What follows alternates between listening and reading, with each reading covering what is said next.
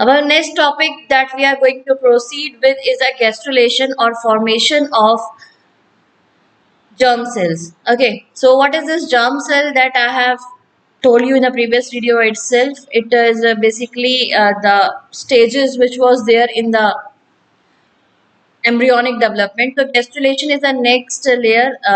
Before this one, you have studied about the cleavage in which you have seen blastula, morula, and this one is the next stage of this one, that is a gastrulation. So formation of gastrula will be there in this one. So now transformation of blastula into gastrula. So earlier we have talked about the morula, blastula. Now it is going to transform into another structure, that is a gastrula. The difference in between those and this one, there they have developed a number of cells, and now those cells are going to arrange themselves into the layers. So it is going to happen in this particular area. Okay, gastrulation is a phase early of the embryonic development of the most animals, during which a single layered blastula is reorganized into trilaminar, yani three layer. So whatever the cells it was produced inside the blastula, it is going to now arrange into different sort of layer, and now that entire structure will be known as gastrula. And how many layers it is going to make? It is going to make three layers. Ecto matlab bahar ki, endo means अंदर की, ठीक है, and in between that it is a mesoderm. So these germ layers are formed by characteristic movement of some of the cells. तो ये layers बनाने में कौन role play कर रहा है? The cells are going to play an important role because they themselves will arrange. The each germ layer gives rise to specific tissue, and the layers which are going to form, they are going to play a different role. Some are going to make the specific tissues, organs and organ systems of the young one be developed. And now the fate of the germ layer is the same in all triploblastic animals. So जितने भी triploblastic animals होते हैं, means those who are having these three germinal layers, उनमें ये जो germ layer का fate है, that will be definite, means particular for the all. Now here we are going to proceed with here is a formation of endoderm. तो सबसे पहले हम क्या बनाने जा रहे हैं? एंडोडर्म. ठीक है, see, some cells covering the free surface of the embryonal knob. Embryonal knob you have seen in case of blastula. That okay. तो embryonal knob वहाँ पे develop हो गई थी. Two poles were there, embryonal and embryonal. Embryonal knob में क्या था? There was a group of cells. Here is a picture. There was a group of cell which was termed as a inner cell mass. ठीक है, अब इसके बाहर की जो outer layering है, it was known as a trophoblast. ठीक है, इतना हमने पहले किया था. Okay, differentiate from the other. Now they became flat and formed the first endodermal cells. So now here the cells are going to become, यहाँ पे जो आप देख सकते हो in this first diagram, this embryonal knob is having some of the cells. These flat cells are the beginning of endoderm. तो ये जो inner mass के नीचे के cells हैं, ये क्या करेंगे? ये beginning करेंगे endoderm बनाने का. The cover they cover the free surface of the embryonal knob. तो embryonal knob जो ये है आपका inner cell mass, it is going to cover this area. Okay, and they will be forming the endoderm. Okay. So then they rapidly multiply, they will spread out in all the direction and soon form a complete lining inside the trophoblast of the blastodermic vesicle. ये blastodermic vesicle है, and slowly these cells are going to increase in number and they will start moving down, making an entire circle. Okay, then this entire, here you can see that they are multiplying, increase in number. So here they will move like this, and from here also they will move like this, and ultimately they will form a complete structure inside the trophoblast and the inner mass. Here they will be forming this entire structure, and this entire structure will be known as endoderm. This lining constitute the endoderm. The endoderm tube so formed is a primitive gut or archentron. अब इस tube को ही archentron भी कहा जाता है या फिर primitive gut. Its cavity is called gastrocele, and the empty space which is present inside this one is known as gastrocele.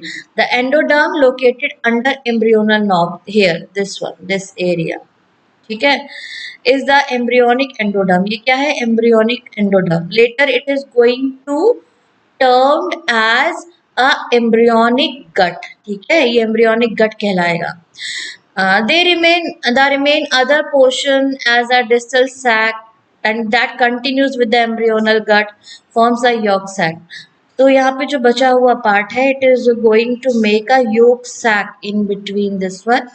It enclosed fluid और इसके अंदर क्या रहेगा? It is going to carry the fluid only, not the yolk, and it is going to communicate with the true gut यानी कि this one here. This one is a true gut. Okay. Here you are able to see the yolk sac. देखो, this structure is an endoderm layer and here is the extension of this endoderm which I told you. This is known as a yolk sac. It is going to be filled with the fluid, not the yolk. Okay, and it is the extension from the endoderm. The endoderm layer का fate क्या है? As I told you, it is going to make the true gut. Gut stands for the sort of internal cavity, and they will be forming digestive system, liver, pancreas, lungs. So these are the formation which are going to be formed by the endoderm. Now mesoderm is going to make the circulatory system, lungs, epithelial layer, skeletal system, muscular system. And now ectoderm, when we are going to talk about, means the outer derm that is going to make the hair, nails, skin, nervous system. ठीक है? Now next is the formation of embryonic disc. तो अभी endoderm बन गई थी. Now next is embryonic disc. The blastocyst continues to grow in size. तो blastocyst जो अभी बना था it is going to expand in size and it is going to absorb the uterine fluid. How come it is going to absorb the uterine fluid? Because it is already embedded in the lining of the uterus. From there this placenta, this chorionic villi are absorbing the uterine fluid through the trophoblast. Okay, so this trophoblast is trophoblast means the outer lining of this gastrula. It is going to absorb the uterine fluid. Now with the growth of the blastocyst, as it is going to increase in size, after the formation of endoderm बनने के बाद the embryonal knob is stretched. ये जो embryonal knob I have shown you, it is going to stretch and its cells lie at a regular layer called the embryonic disc. और ये stretch होने के बाद में ये जो आपका inner cell mass था, it is going to stretch and it is only going to transform into embryonal disc. ठीक है, एम्ब्रियोनिक डिस्क बन गई है. एंडोडर्म बना चुके थे हम. ये बाकी आपका ये जो इनर सेल मास है it is going to transform into embryonic disc and the remain trophoblast will be same. See this one is a section. Okay, the embryonic disc consists of basically three regions. First is the cephalic. Now this one is the body part that is known as the embryonic disc proper, and the last or the tail part that is known as the caudal margin. So here this one is the formation of the embryonic disc. Next, we are going to make the mesoderm. Mesoderm at the caudal margin. Here this one, this caudal margin. Here you are going to see that ये जो caudal margin के cells हैं they are expanding and slowly they are entering in between the area of endoderm and trophoblast. And when they will increase in size, the cell will grow. Here they are going to make a layer in between these two, means the trophoblast and the endoderm. So this layer will be termed as a mesoderm. Okay, the caudal margin of the embryonal disc, the cells start proliferation at an increased rate. Addition of cells causes localized thickness of the embryonic disc. Embryonic disc थोड़ा thick होगी.